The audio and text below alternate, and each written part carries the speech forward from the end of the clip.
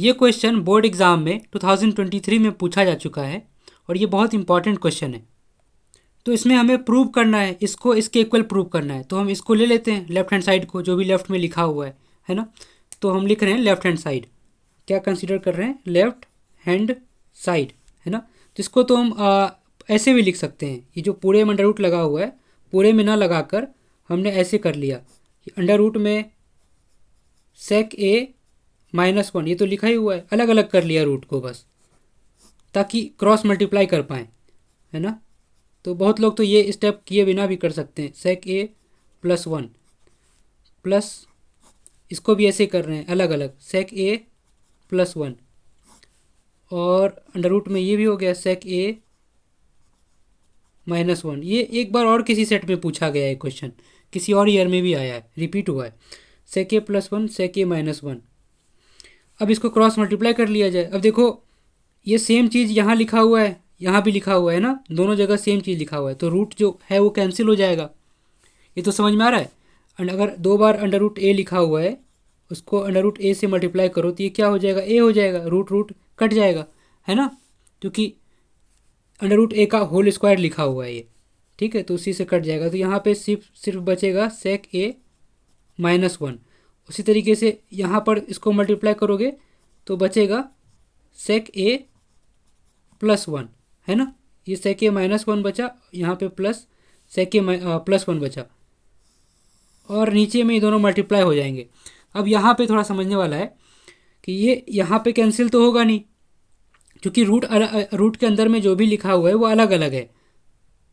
जैसे देखो, अगर √2 लिखा हो और इंटू √2 लिखा हो, ये बहुत लोगों को आ रहा होगा, फिर भी मैं अपनी तसल्ली के लिए समझा रहा हूँ कि √2 2 बार लिखा होगा, तो इसका मतलब है कि √2 के सर पे हम 2 लिख सकते हैं, क्योंकि 2 बार लिखा हुआ है। ये तो मतलब है कि ये जो भी अंदर में है वो 2 बार लिखा है, तो ये √2 स्क्वायर से रूट कट जाता है, तो 2 आ जाता है ना, रूट हट गया। लेकिन मान लो √2 और √3 लिखा होगा, तो ये इसको 2 बार नहीं लिख सकते हम, तो यहाँ पे रूट नहीं कैंसिल होगा, हम बड़े से रूट के अंदर में इन दोनों को मल्टीप्लाई करके लिख सकते हैं 6। ये इतना कर सकते हैं हम बस, और इसके साथ इससे ज़्यादा इसकी मदद नहीं कर सकते, ठीक है। उसी तरीके से यहाँ देखो दोनों चीज़ें अलग है, यहाँ सेक ए +1 है, यहाँ पर सेक ए -1 है, तो इसको रूट हटेगा नहीं, बल्कि रूट बड़ा हो जाएगा, सेक ए +1 और सेक ए -1। बहुत लोग प्रूव कर भी चुके होंगे इतनी देर में, फिलहाल ठीक है, कोई बात नहीं, धीरे धीरे करते हैं। देखो ये -1 और +1 तो ख़त्म हो गया, ऊपर में बचा सेक ए, एक आम और एक आम 2 आम, यानी कि 2 सेक ए, और नीचे में अंडर रूट में क्या बचेगा, देखो ये a + b a - b लिखा हुआ है ना, a + b a - b, वो क्या होता है, a² - b², तो इसका मतलब सेक ए का स्क्वायर, है ना, और -1 का स्क्वायर, ये तो मतलब हुआ। इतना समझ में आ रहा है। अब ये जो अंडर रूट में सेक स्क्वायर ए -1 लिखा हुआ है, वो तो 10² ए होता है। मतलब कहने का ये देखो कि इसको ऐसे भी लिख सकते हो, सेक ए, और ये लिखा हुआ है अंडर रूट में सेक स्क्वायर ए -1, है ना, तो ये तो 10² ए होता है। ये पता है ये चीज़, कि ये लिख दूँ क्या कहीं पे, कि 1 प्लस, देखो सेक स्क्वायर 1 + 10² ए क्या होता है, सेक स्क्वायर ए, ये सेक स्क्वायर ए के बराबर होता है, ठीक है। तो सेक स्क्वायर ए -1 क्या हो जाएगा, 10² ए के बराबर, ठीक है। तो यहाँ से आ गया अपना 2 सेक ए,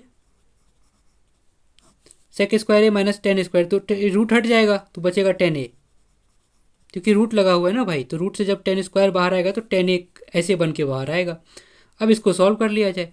देखो सेक का मतलब होता है 1/cos ए, तो ये 1/cos ए लिखा हुआ है, और 10 का मतलब होता है sin a/cos ए, sin a/cos ए होता है ना, तो cos ए से cos ए तो गया, बचा 2/sin ए, और साइन ऊपर जाके कॉसेक हो जाएगा, तो 2 cosec ए आ गया, लो प्रूव हो गया, ये इक्वल हो गया RHS के, ठीक है।